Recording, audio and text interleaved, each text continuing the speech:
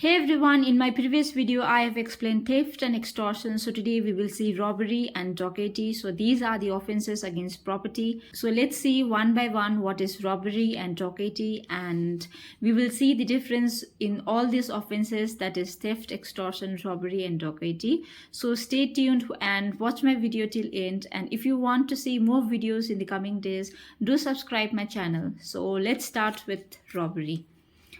Now, I'm reading this from my Berat, so let's see.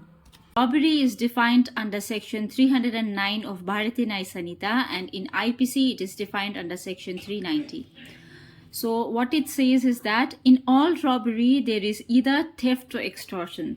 So robbery is aggravated theft or extortion. It combines theft or extortion with imminent danger or violence to the victim.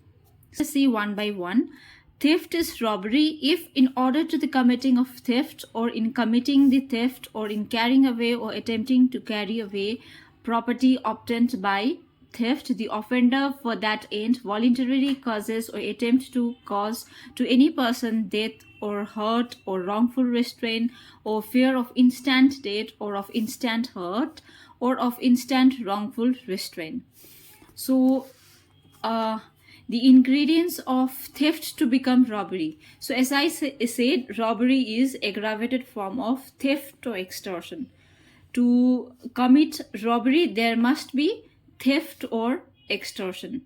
And a theft to become robbery, there must be, as you know, theft should be there. All the elements of theft should be there. There should be death, hurt or wrongful restraint, and there should be fear of instant danger. So these are the elements of robbery. So let us see again. In all robbery there is either theft or extortion. So theft and extortion is present in robbery. So theft is robbery.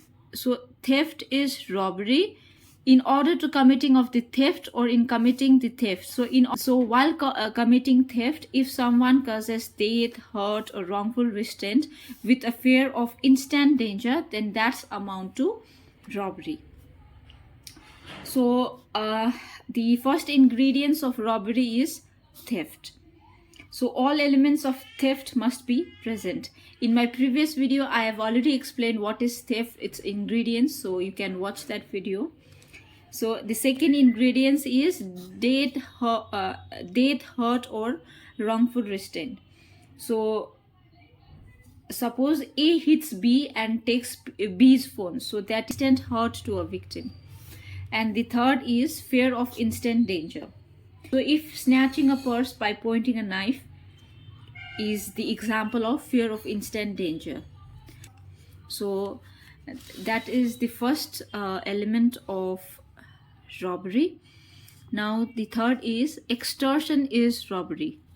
So extortion is robbery if the offender at the time of committing the extortion is in the presence of the person put in fear and commits the extortion by putting that person in fear of instant death or of instant hurt or of instant wrongful restraint to that person or to some other person, and by so putting in fear induce the person to put in fear then and there to deliver up the thing extorted. So here it says that all element of extortion must be there. So extortion I have already explained in my previous videos, so there should be all the elements of extortion. And the second is immediate fear. Immediate fear, the fear of death or hurt must be immediate. And suppose the threatening a person with a gun to deliver some cash immediately is a example of extortion to become robbery. So see the illustration. So suppose A holds G's down and fraudulently takes G's money and jewels from G's clothes without G's consent. Here A has committed theft. So here A holds G's down and fraudulently takes the money. So that is theft. And in order to the committing of that theft has voluntarily causes wrongful restraint to G. So here while committing theft he has causes wrongful restraint to that person, so that becomes robbery. So this is a case of theft to become robbery. And the other one is A meets G on the high road, shows a pistol and demanded G's purse. So G in consequences surrenders his purse. Here A has extorted the purse from G. So till here it has become extortion. By putting him in fear of instant hurt. So by putting him in fear of instant hurt and being at the time of committing the extortion in his presence, he has therefore committed robbery. So here the ingredients of robbery was there by putting a person in a instant hurt. So extortion becomes robbery.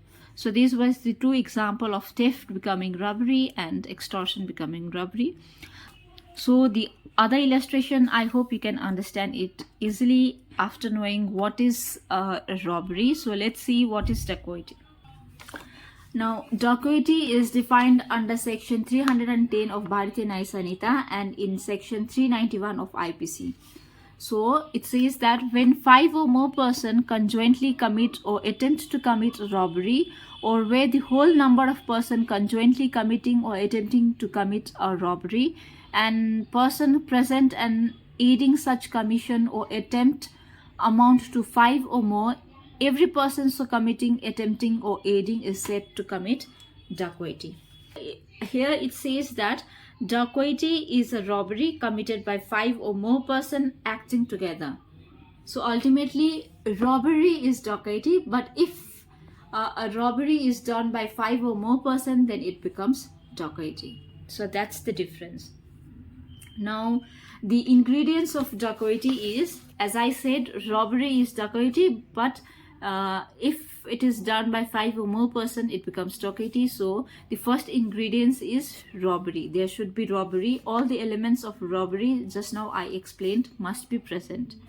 And the second one is 5 or more persons. So as I said, 5 or more persons should be there in dacoity. So this is the main element of dacoity, 5 or more person, and there should be a common intention of all these 5 or more person. And the fourth is violence or threat.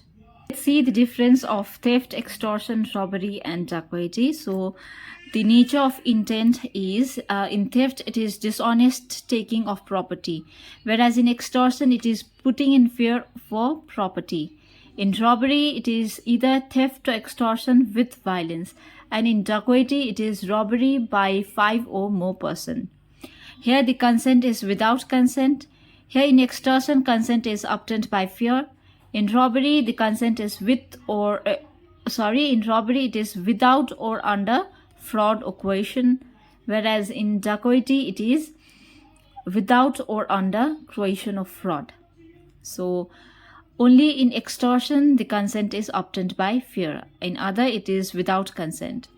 The number of offender here is can be committed by 1 person. Here in extortion it is 1 person. In robbery it is committed by 1 person.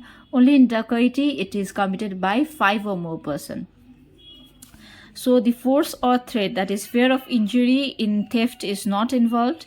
In extortion there is fear of injury. So in robbery there is violence or threat involved, and in dacoity violence or threat by a group is involved. So this is the difference between theft, extortion, robbery and dacoity. So thank you for watching my video, and if you want more videos in the coming days, please do subscribe my channel. So thank you.